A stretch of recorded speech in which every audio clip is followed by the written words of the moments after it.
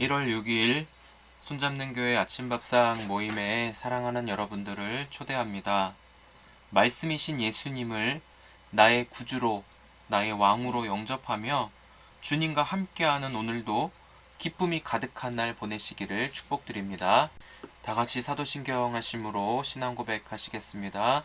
전능하사 천지를 만드신 하나님 아버지를 내가 믿사오며 그 외아들 우리 주 예수 그리스도를 믿사오니 이는 성령으로 잉태하사 동정녀 마리아에게 나시고 본디오 빌라도에게 고난을 받으사 십자가에 못 박혀 죽으시고 장사한 지 사흘 만에 죽은 자 가운데서 다시 살아나시며 하늘에 오르사 전능하신 하나님 우편에 앉아 계시다가 저리로서 산자와 죽은 자를 심판하러 오시리라. 성령을 믿사오며 거룩한 공예와 성도가 서로 교통하는 것과 죄를 사하여 주시는 것과 몸이 다시 사는 것과 영원히 사는 것을 믿사옵나이다. 아멘. 찬송가 136장 가나의 혼인잔치 찬송 드리겠습니다.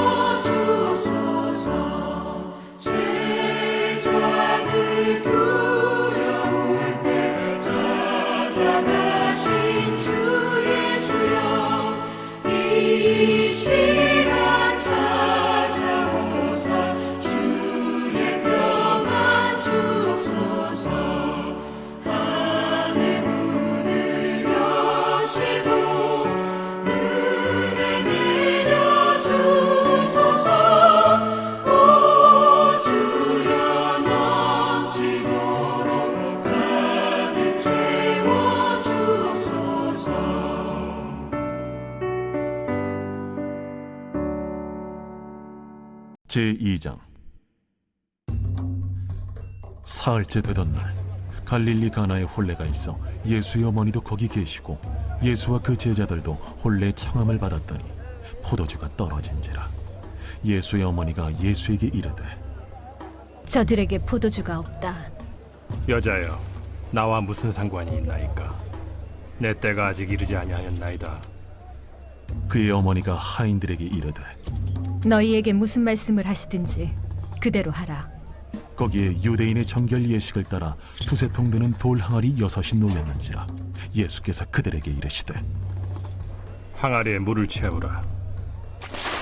하신즉 아귀까지 채우니 이제는 떠서 연회장에게 갖다 주라. 하심에 갖다 주었더니 연회장은 물로 된 포도주를 맛보고도 어디서 났는지 알지 못하되 물떠온 하인들은 알더라. 연회장이 신랑을 불러 말하되 사람마다 먼저 좋은 포도주를 내고 취한 후에 낮은 것을 내거늘 그대는 지금까지 좋은 포도주를 두었도다. 예수께서 이 첫 표적을 갈릴리 가나에서 행하여 그의 영광을 나타내시며 제자들이 그를 믿으니라. 그 후에 예수께서 그 어머니와 형제들과 제자들과 함께 가버나움으로 내려가셨으나 거기에 여러 날 계시지는 아니하시니라. 할렐루야. 오늘도 주님 안에서 평안하시고 성령 충만하시기를 주님의 이름으로 축복을 드립니다. 저희가 이번 1, 2월 달에 요한복음을 묵상하면서 여러분들이 첫 번째는 예수님을 만나셨으면 좋겠습니다. 그리고 예수님과 친밀하게 교제하면서 주님을 알아갈 수 있기를 또한 바랍니다. 더 나아가서 예수님을 온전히 믿음으로 정말 하나님께 나아가는 복을 누리며 올 한 해도 살아갈 수 있기를 축복드립니다. 오늘 요한복음 2장 1절부터 12절까지 말씀을 보았는데요. 우리가 잘 아는 혼인잔치에 관한 말씀입니다. 결혼식이죠. 얼마나 기쁜 잔치입니까? 그런데 예수님의 어머니인 마리아, 그리고 예수님, 그리고 예수님의 제자들이 모두 초대받았습니다. 예수님 당시의 결혼식은 일주일간 벌어졌다고 합니다. 그렇기 위해서는 수많은 하객들도 참여했을 것이고 이들을 대접하려면 여러 음식도 준비가 되었어야 합니다. 결혼식은 평생에 한 번 하는 잊지 못할 잔치인데요. 저는 예수님이 이 잔치에 참여하셨다라는 부분에 눈이 확 들어왔습니다. 신랑과 신부는 일주일 동안 잔치가 치러지다 보니까 얼마나 많은 사람들을 접대했겠습니까? 그런데 최고의 하객이신 예수님이 그 잔치에 오셨는데 과연 보았을까? 이런 생각을 하면서 큐티를 했는데 좀 더 자세히 보니까 문제는 이것이 아니었습니다. 3절에 보니까 포도주가 떨어졌다라는 것이 문제의 시작입니다. 포도주는 잔치에서 빠질 수 없는 음식입니다. 그런데 여기서 예수님의 어머니 마리아는 포도주가 떨어졌다고 예수님에게 이야기를 합니다. 그런데 예수님의 대답이 어떻습니까? 좀 이 예수님의 이야기를 들을 때 어머니 마리아가 좀 민망하지 않았을까라는 생각도 하는데 예수님이 이렇게 말씀하시죠. 여자여, 나와 무슨 상관이 있나이까? 내 때가 아직 이르지 아니하였습니다. 라고 말하죠. 예수님 자신이 아직 나설 때가 아니라는 것입니다. 예수님은 하나님의 아들로 이제 공생애가 시작이 되었는데 마리아의 개인적인 일을 통해서 예수님 자신은 공개적으로 일하지 않고 하나님의 뜻에 따라 행동한다라는 것을 말씀하고 있어요. 예수님이 말씀하신 때가 아직 오지 않았다라고 하는 말은 십자가를 통하여서 그 영광이 드러낼 때가 오지 않았다. 그래서 공개적인 자리에서 개인적인 일을 거절하신 것이죠. 그러나 예수의 어머니 마리아는 예수님이 무슨 말씀을 하시든지 하인들에게 그대로 순종할 것을 말씀합니다. 저는 이것이 우리가 본받아야 할 자세라 생각합니다. 무슨 말씀을 하시든지 그대로 해야 할 수 있는 것은 바로 말씀하신 분이 예수님이기 때문입니다. 예수님은 말씀이시고 창조주이시기에 말씀하시면 그대로 이루어지는 것을 암시하는 것이죠. 6절에도 보시면 유대인의 정결 예식에 따라 두세 통 드는 돌 항아리 6이 놓였다라고 하였습니다. 유대인의 정결 예식에 대하여서 말할 때 항아리에 담겨있는 물로 씻어서 하나님을 예배할 수 있도록 준비하는 예식이라고 하는데 유대인들은 손 씻는 것을 중요하게 여기잖아요. 자신들이 정결한 백성이라는 것을 구분짓기 때문입니다. 여기서 손발을 씻는 이 항아리는 유대교의 성전 체제를 상징한다고 합니다. 그래서 예수님의 오심으로 인하여 이 효력이 끝난 율법 아래의 삶을 가리키는데요. 여기에 돌 항아리 6개가 놓였다라고 한 것은 뭔가 하나 부족했다라는 것을 의미합니다.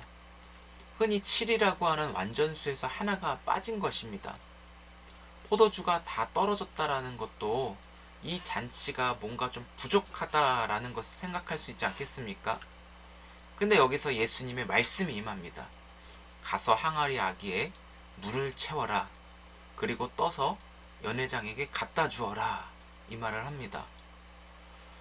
이 돌 항아리에 물이 한 75에서 115리터 정도의 물이 들어간다고 해요.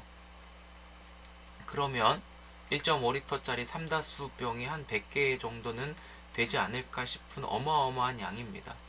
그런데 항아리가 한 6항아리 정도 되니까 대략 600개 정도, 1.5리터 그 물이 한 600개 정도 된다고 생각하시면 될 것 같아요.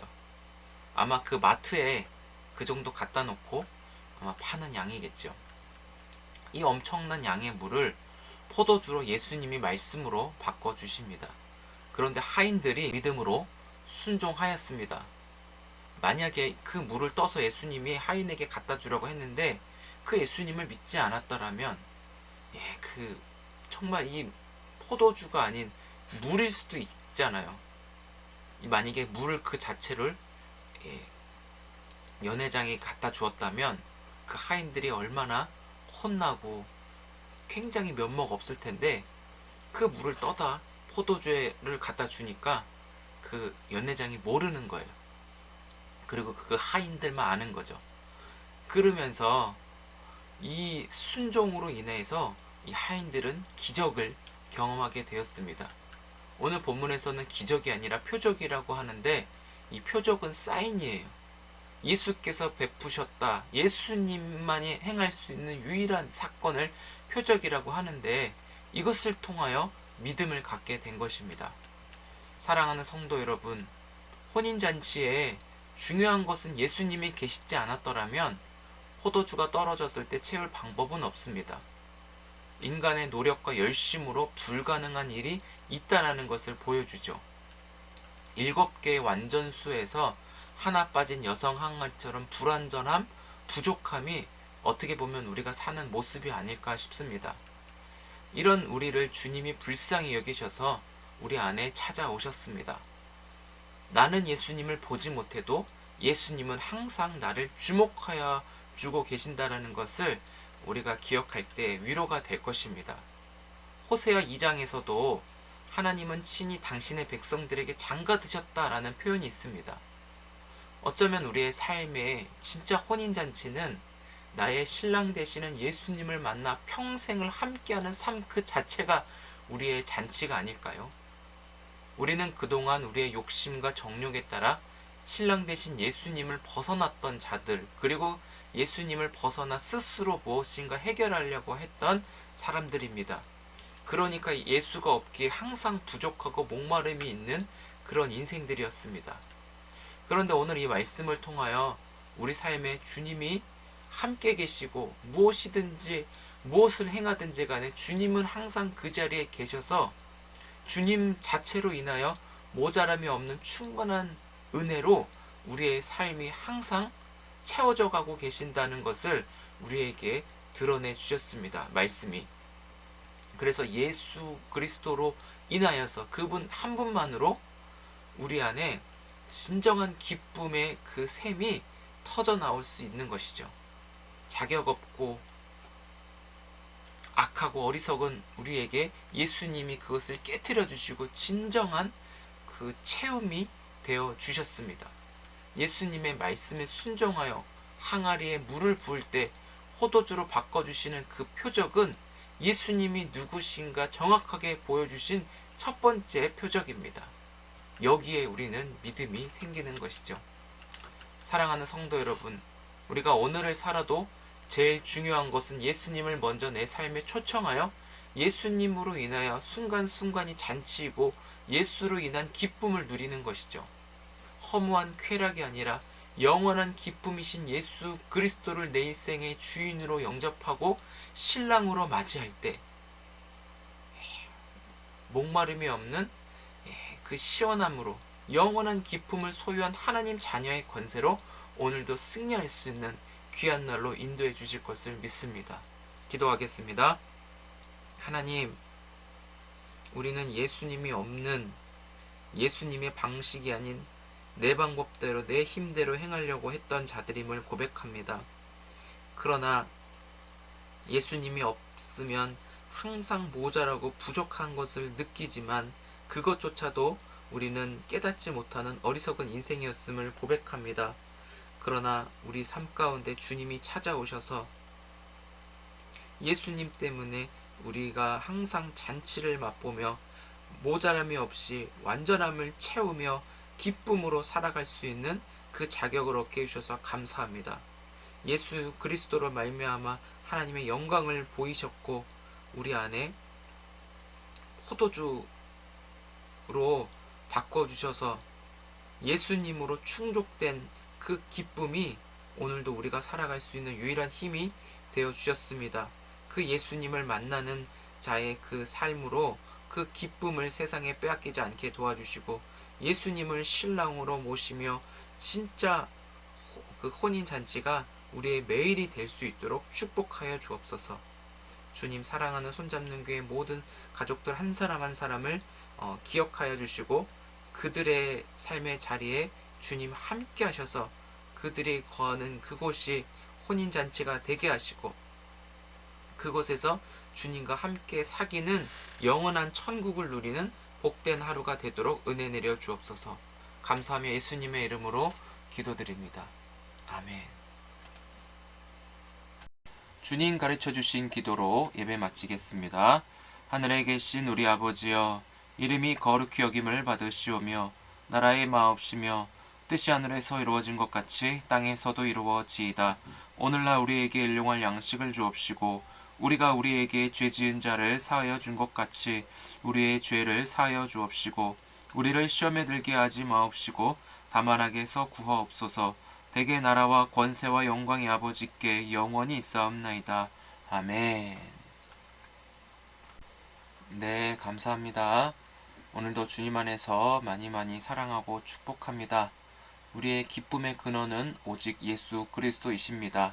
그리스도 안에서 기쁨의 샘이 터져나와 그 기쁨을 우리와 만나는 모든 사람들에게 전할 수 있는 귀한 날 되시기를 축복합니다.